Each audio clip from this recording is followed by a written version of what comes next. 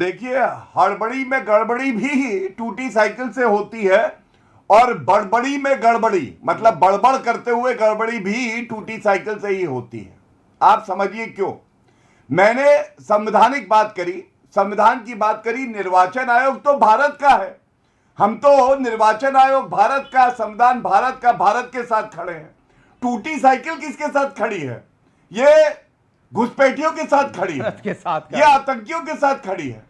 मैंने आज चुनौती दी थी के मुंह से ये बुलवाई है कि घुसपैठिए जो आए हैं कैसे आए देश के अंदर में। सवाल तो ये है, बीच में ना बोले।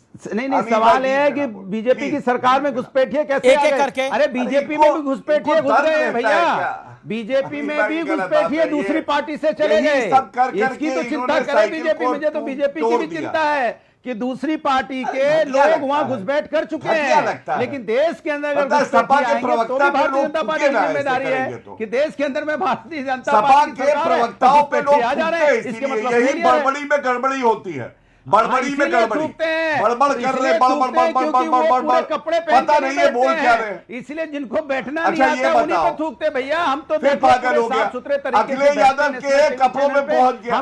अरे क्यों अखिलेश यादव के कपड़ों में? अच्छा ठीक है, ये विषय नहीं है भैया, कुर्ता पाजामा पहन के बैठते हैं।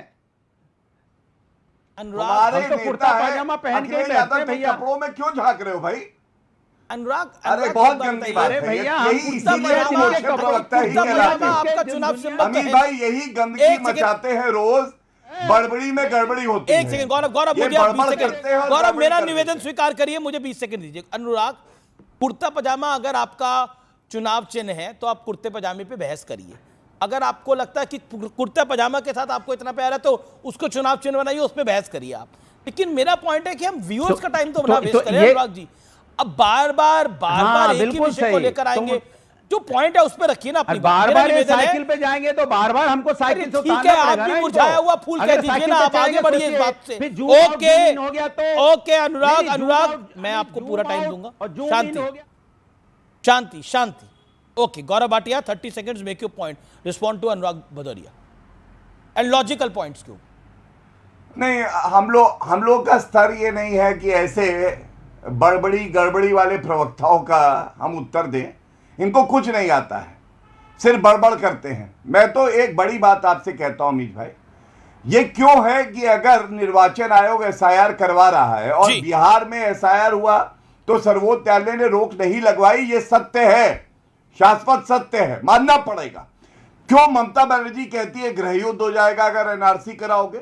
एसआईआर जो है ये धोखा है। क्यों समाजवादी पार्टी को दर्द होता है? क्यों कांग्रेस पार्टी विरोध करती है? इसका मतलब क्या है? अमीश देवगन भारत की सरकार नहीं चुनेगा, उत्तर प्रदेश की सरकार नहीं चुनेगा। जो बांग्लादेश से अमानुल्लाह आया है, अमानुल्लाह बताएगा, क्योंकि 25 बच्चों के साथ आएगा, भारत में घुसपैठ करेगा और अमानुल्लाह के 25 वोट होंगे और अमीश देवगन के परिवार के 4 वोट होंगे।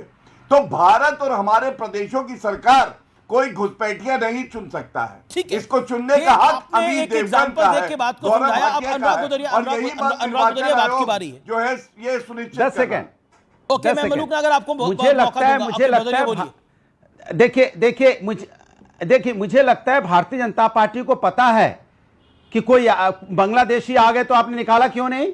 आप क्यों उनको रखे हुए हैं भाई? अमानुल्लाह जो आपके हिसाब से आप जिनका नाम ले रहे हैं, अगर इस तरह के व्यक्ति आए हैं तो भाई आपकी सरकार फेलियर है। आपने साफ कह दिया मेरी सरकार फेलियर है क्योंकि मेरी सरकार में विदेशी लोग आ गए घुसपैठिए, पड़ोसी घुसपैठिए आ गए हैं। ये आप मान रहे हो ना?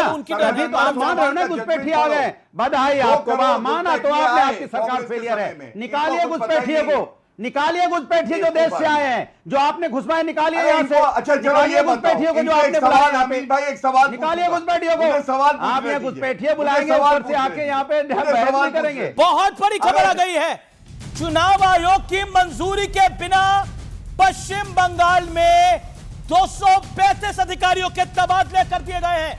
आज ही चुनाव आयोग ने बोला था हमारी मंजूरी के बिना अब कोई तबादला नहीं होगा, लेकिन ममता सरकार ने 235 अधिकारियों के तबादले कर दिए हैं।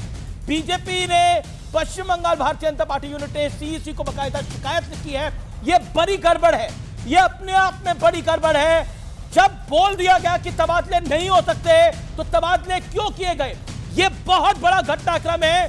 क्या संवैधानिक क्राइसिस की तरफ बांग्लादेश बढ़ेगा इसके बाद? ये सवाल कई लोग पूछेंगे।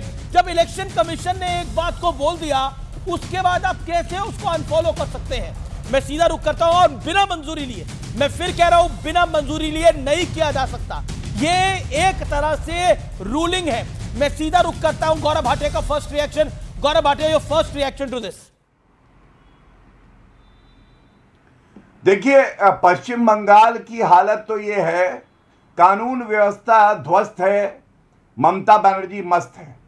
और आपने बिल्कुल सही कहा, जब एक बार निर्वाचन आयोग किसी संवैधानिक प्रक्रिया की शुरुआत करता है तो जो सारा क्षेत्र अधिकार है वो निर्वाचन आयोग का होता है। जो प्रदेश की सरकार है वो मुख्यमंत्री भी तबादला नहीं कर सकता है, कोई कार्रवाई नहीं कर सकता। लेकिन सीबीआई के जो ऑफिसर हैं उनको मारा जाता है पश्चिम बंगाल में। वर्दी पश्चिम बंगाल की पुलिस जबरन उनसे धरना प्रदर्शन कराया जाता है। ममता बनर्जी खुद कहती है गृह युद्ध हो जाएगा अगर एनआरसी लागू होगा, जो देश का कानून है। आप मुझे अमीश भाई ये बताइए, इतना अराजक मुख्यमंत्री अगर होगा जो केवल रोहिंग्या का जाप करेगा, घुसपैठिए घुसपैठिए घुसपैठिए बोलेगा, जिनको कहेगा ये दूध देने वाली गाय है, लेकिन हिंदुओं को कहेगा जय श्री राम बोलोगे तो तेरी चमड़ी उधेड़ दूंगी, ऐसी मुख्यमंत्री से आप क्या उम्मीद कर सकते हैं? सोमनाथ भारती, पॉइंट यह है कि जब इलेक्शन कमीशन ने कुछ तय कर दिया, उसके बाद अगर आपको कुछ, आप कोर्ट जा सकते हैं अगर आपको दिक्कत है, लेकिन उन्होंने बोला कि आप तबादले नहीं कर सकते। अगर तबादले करेंगे तो with due permission of election commission करेंगे, फिर भी कर दिए गए। तो इसका मतलब तो यह है कि जल्दबाजी तो ऑपोजिशन में दिखाई दे रही है। छुपाना क्या चाहते हैं? अमीश जी, देखिए, उसमें मैं आऊंगा, बिल्कुल आऊंगा, लेकिन जो एसआईआर हो रहा है, घुसपैठिए के नाम पे घुसपैठिया आ गए, घुसपैठिया आ गए, घुसपैठिया आ गए। बिहार में कितने घुसपैठिया निकले मालूम है आपको? 390। 8 करोड़ के वोटर्स में 390 निकले घुसपैठिया। उसमें 90% नेपाल के थे, क्योंकि नेपाल का बॉर्डर कोइंसाइड करता है बिहार के बॉर्डर से।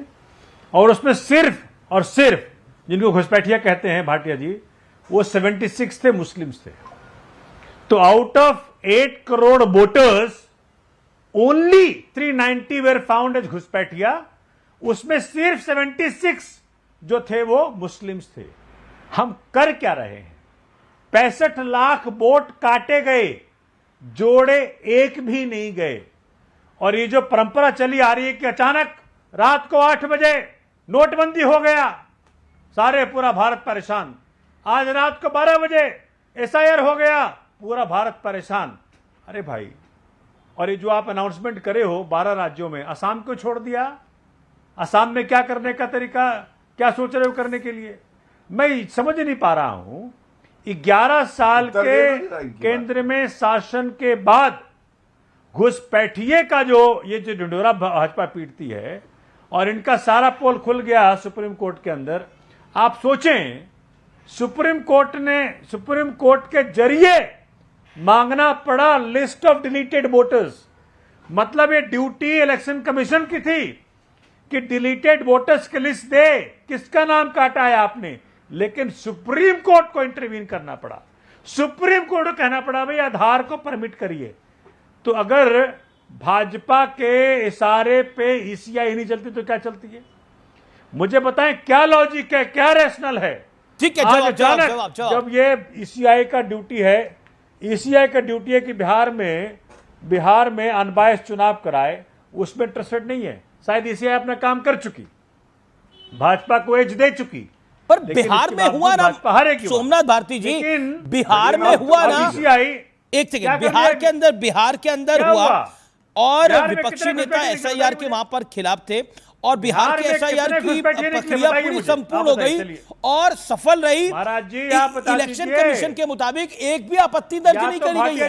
अगर कहीं गलती होती तो जनता तो सड़क पर आती, अगर गड़बड़ होती तो आपत्ति तो दर्ज कराता कोई, ब्लॉक लेवल ऑफिसर तो दर्ज कराता। घुसपैठिया निकले बिहार में। सोमनाथ भारती महाराज जी, मैं क्या पूछ रहा हूं, मैं उत्तर देना चाहता हूं। घुसपैठिया बिहार में निकले ये तो बता दो। मैं संख्या बताए 390 की। ठीक है गौरव, नहीं है। तो इस प्रकार से देश को गुमराह करना, जनता देखिए, गुमराह करना, ठीक है गौरव भाटिया, और एक पार्टी के स्वार्थ के लिए काम करना, हाँ, ये सोमनाथ ईसाई भाई, आज का आपको हो मौका गया। मिला, आप उत्तर भी ले लीजिए। हाँ। देखिए, सोमनाथ भाई संविधान के ज्ञाता हैं, मेरे साथी अधिवक्ता हैं, मैं उनका बहुत सम्मान करता हूं। और चर्चा कैसे होनी चाहिए, टूटी साइकिल के प्रवक्ता को सीखना चाहिए। हमारे अलग अलग विचार हो सकते हैं किसी विषय पे, लेकिन अपनी बात रखते हैं सलीके से, तथ्यों के आधार पे। सोमनाथ भाई, पहली बात मुझे अच्छी ये लगी कि आपने संवैधानिक दृष्टि से ये नहीं कहा कि निर्वाचन आयोग ऐसा कोई भी एसआईआर नहीं करा सकता। इसका मतलब संवैधानिक दृष्टि से ये ठीक है, ये आपने भी मान लिया। एक अधिवक्ता दूसरे अधिवक्ता को बोल रहा है। दूसरी बात, आपने घुसपैठियों में भी मुसलमान घुसा दिया। आपने कहा मुसलमान। पूरी चर्चा में हमने एक बार भी ये नहीं कहा, बिल्कुल भी, घुसपैठिया होता है, वो हमारी देश की सुरक्षा के लिए खतरा है, उसका तिरंगे से कोई लेना देना नहीं, उसकी मातृभूमि भारत नहीं, तो घुसपैठिया को तो वापस भेजना है। ये कोई धर्मशाला तो है नहीं। अगर अरविंद केजरीवाल, सोनिया गांधी, अखिलेश यादव को प्यार है घुसपैठियों से, तो अपने घर में 10-10, 20-20 हजार रख ले, क्या दिक्कत है भाई? अपने घर में रखे ना। हमारे लिए हमारा घर हमारा देश है। तीसरी बात, आप गलत कहा हुए। देखिए, तथ्यों के आधार पे असम में क्यों नहीं हुआ आपने पूछा। आपको यह पता है कि नहीं कि असम का एनआरसी सुप्रीम कोर्ट के आदेश से हो रहा है, सुप्रीम कोर्ट के सुपरविजन से हो रहा है। जो चीज सुप्रीम कोर्ट के सुपरविजन में हो रही है, इलेक्शन कमीशन ऑफ इंडिया उसमें एसआईआर कैसे करेगा जब तक सर्वोच्च न्यायालय की अपना आदेश नहीं होगा। और एक बात मैं और कहूंगा, आपको शायद जानकारी थोड़ी कम है, इसी एसआईआर में आप बार बार कह रहे थे 390, 12,000 अनट्रेसेबल लोग निकले और 0 अपील फाइल हुई। तो ये जो 12,000 हैं, हम क्यों ना माने ये वो घुसपैठिए ही हैं जो कोई प्रमाण नहीं दे पाए। और जब निर्वाचन आयोग अपना काम करने लगा तो थर-थर कांप के अखिलेश यादव, सोनिया गांधी और अरविंद केजरीवाल के घर में छुप गए। क्यों नहीं माने, आप बताइए। जी, आपने एक बात रखी सोमनाथ भारती, इसका रिस्पॉन्स। मैं जवाब दे दूं? जी जी।